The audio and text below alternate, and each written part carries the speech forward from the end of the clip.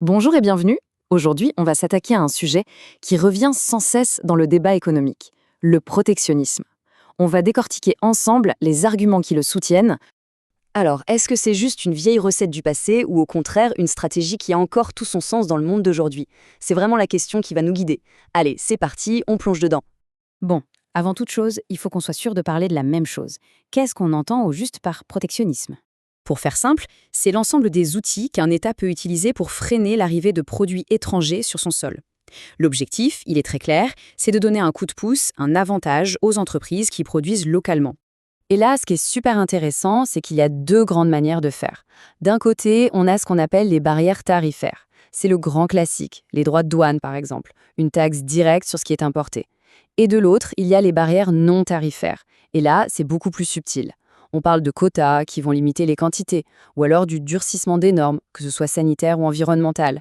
Ce ne sont pas des taxes, mais croyez-moi, ça complique tout autant l'accès au marché.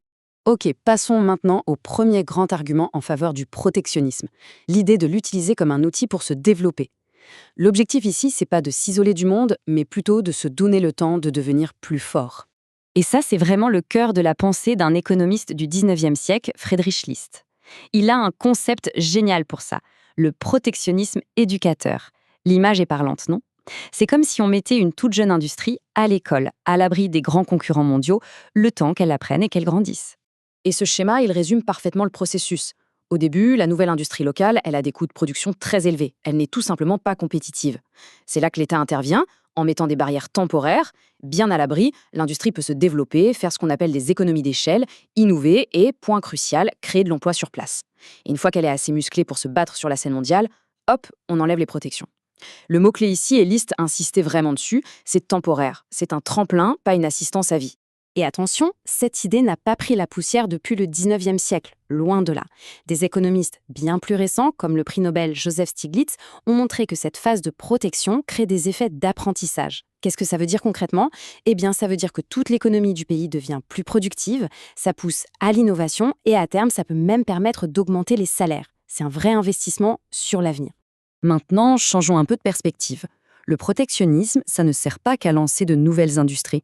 Ça peut aussi servir à défendre celles qui existent déjà, surtout quand elles sont en difficulté. C'est ce qu'on appelle le protectionnisme défensif, une stratégie que les pays développés connaissent bien. L'idée, ça peut être de donner un peu d'air à des secteurs plus anciens pour qu'ils puissent se moderniser ou d'éviter des vagues de licenciements. Ça sert aussi à protéger des domaines considérés comme vitaux, la défense nationale ou l'agriculture par exemple, et en temps de crise, c'est un levier pour contrer une vague d'importation bon marché et essayer de rééquilibrer sa balance commerciale. Mais on peut aller encore plus loin.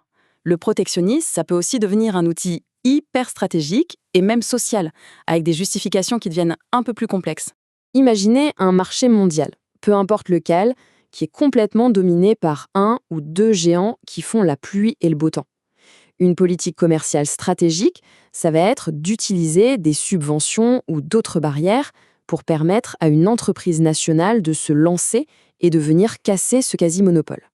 Le but ultime, ce n'est pas juste d'aider une entreprise pour le plaisir, c'est de réintroduire de la concurrence là où il n'y en avait plus.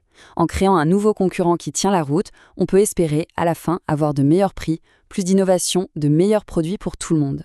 C'est une façon de s'assurer que les gains du commerce mondial sont mieux partagés.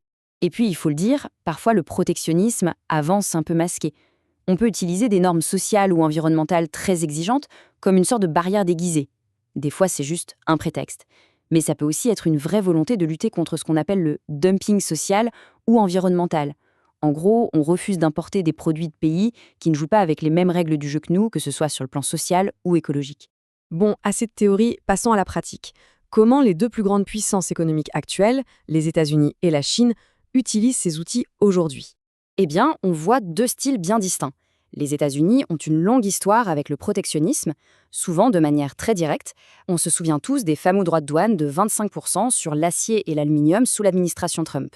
La Chine, elle, a une approche plus feutrée mais redoutablement efficace, des subventions massives à ses entreprises, des normes techniques qui favorisent les acteurs locaux et un contrôle très strict de son marché intérieur. Et le discours qui accompagne ces mesures est souvent le même, des deux côtés du Pacifique. Pour les taxes sur l'acier américain, l'argument, c'était de sauver des emplois dans la Rust Belt, la ceinture de rouille industrielle. Pour la Chine, c'est une question de souveraineté technologique. Mais dans les deux cas, l'idée de fond, c'est de soutenir l'emploi local, de booster la croissance nationale et d'améliorer sa balance commerciale. Évidemment, pour être complet, il faut aussi entendre l'argument principal de ceux qui sont contre.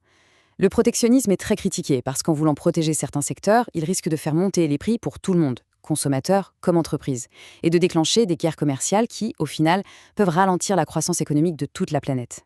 Et tout ça, ça nous ramène à la question de fond. Dans notre monde ultra connecté, où est-ce qu'on place le curseur ?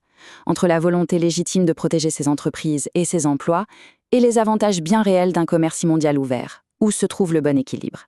C'est peut-être ça, le plus grand défi du XXIe siècle.